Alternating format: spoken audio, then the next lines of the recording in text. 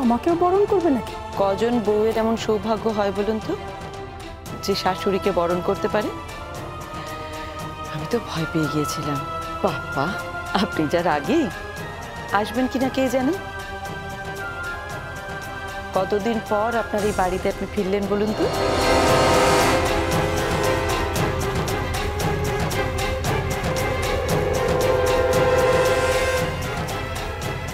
তোমার এই মিষ্টি কথা, মিষ্টি হাসি তখনই আসে যখন তোমার মন তেতো হয়ে থাকে। এসবের মানে আমি বুঝি বৌমা, বেশ বুঝতে পারছি। আমি লবঙ্গর পাশে থেকেছি বলে তুমি আমাকেও ছাড়বে না। যুদ্ধ একটা হবেই বুঝতে পারছি। আমি তৈরি। যুদ্ধের আগে তো বরণ করে, না হয় তুমি সেটা করলে।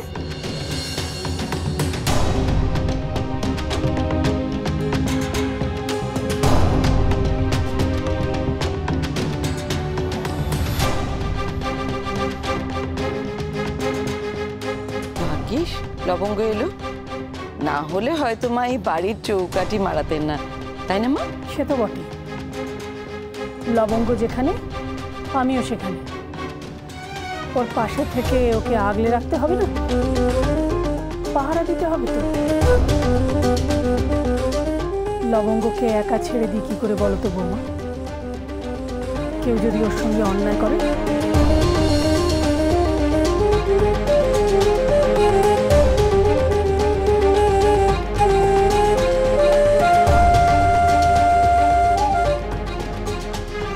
যুদ্ধের প্রেমে তো কোনো কিছুই অন্যায় নয়।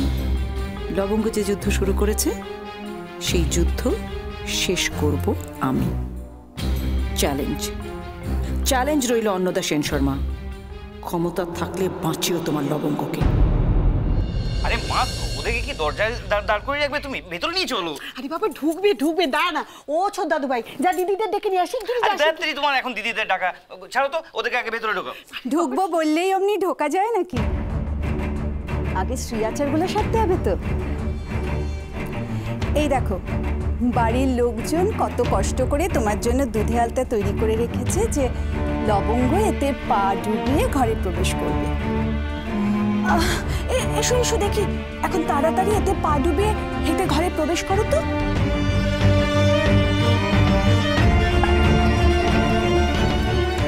এতে পা ডুবিয়ে তুমি ঘরে এসো।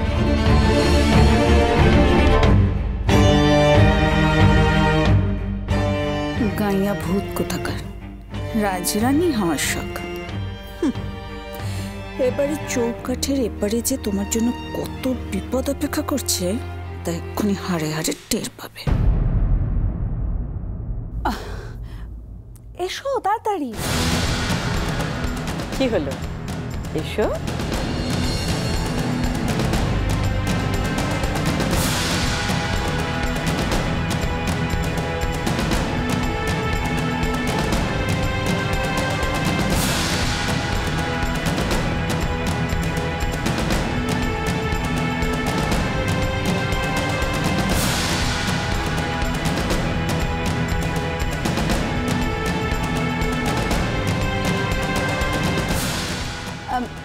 লবঙ্গ, পা চেপে চেপে হাঁটবে যাতে খুব ভালো করে পায়ের ছাপ মাটিতে পড়ে।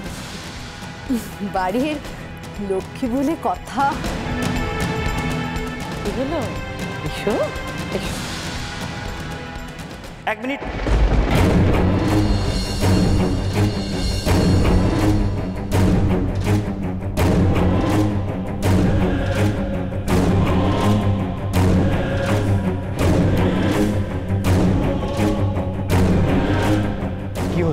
আমি যতক্ষণ না বলবো ততক্ষণ লবঙ্গ যেন থালার বাইরে পা না রাখে।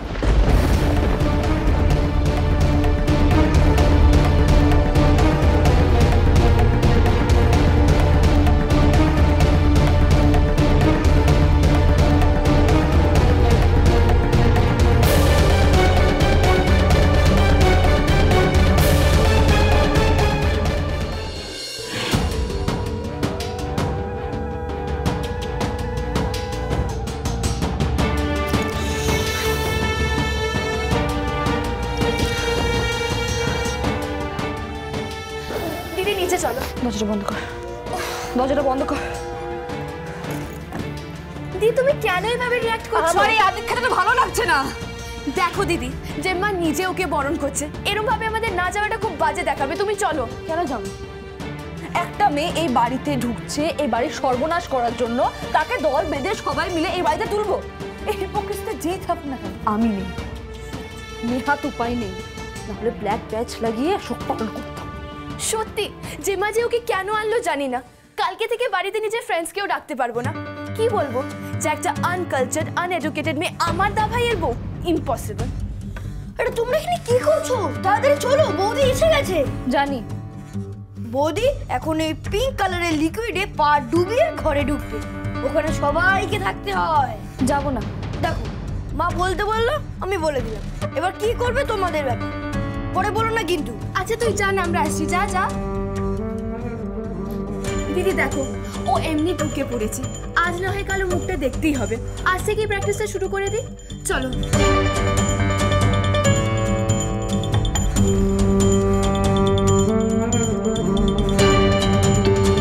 আরে নীল আর লবঙ্গের ছবি তুলতে হবে না?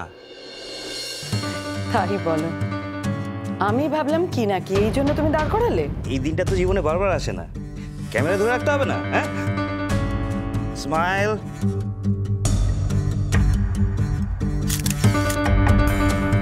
আজ কেউ আর ধরে রাখতে পারবে না, লবঙ্গ আজ পড়বেই। আরে বাবা অনেক হয়েছে, এবার আসল কাজটা সারো। নীল বললো না ওর পা ব্যথা করছে। এসো লবঙ্গ।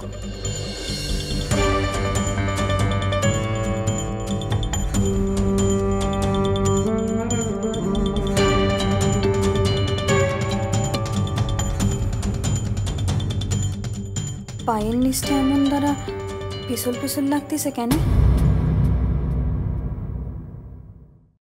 কি হলো? এসো, দাঁড়িয়ে থাকলে চলবে?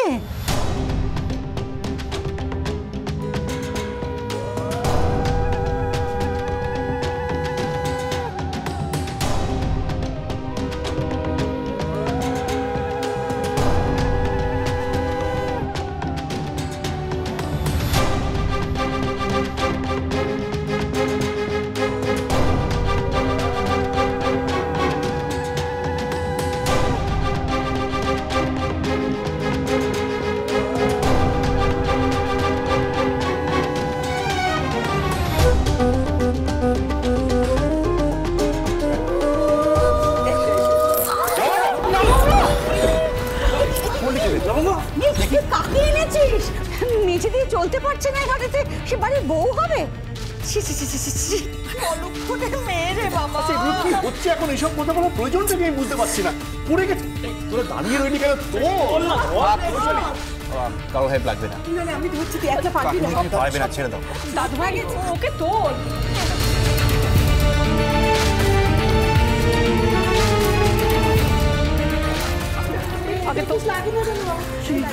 নীল, নীল ওকে কোথায় নিয়ে যাচ্ছিস? এখনো স্ত্রী আছে, বাকি আছে অনেক। থাক, অনেক আচার বিচার হয়েছে। আস্তে সাবধানে।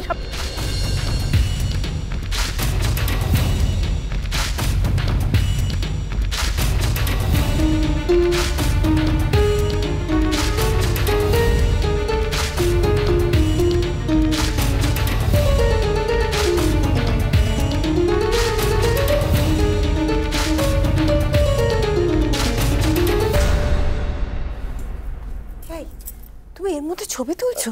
তোমার লজ্জা করছে না একটু? তুমি না কাকা কি? যাও ওদিকে যাও, যাও সরো। সব সময় একটা বেয়াক্কেলে কাজকর্ম। না থাক।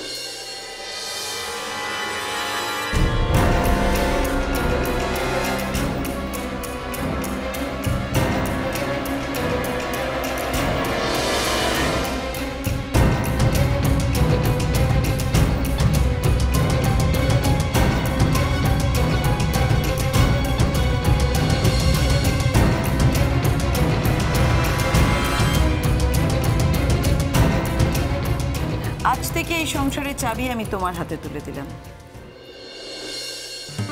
এই সংসারে সবার দেখভাল করা, দোকান বাজার সব কিছুর দেখাশোনা করার দায়িত্ব এখন তোমার। এটাই হবে তোমার রাজত্ব, তোমার কথাই শেষ কথা হবে। ঝাঁঝরা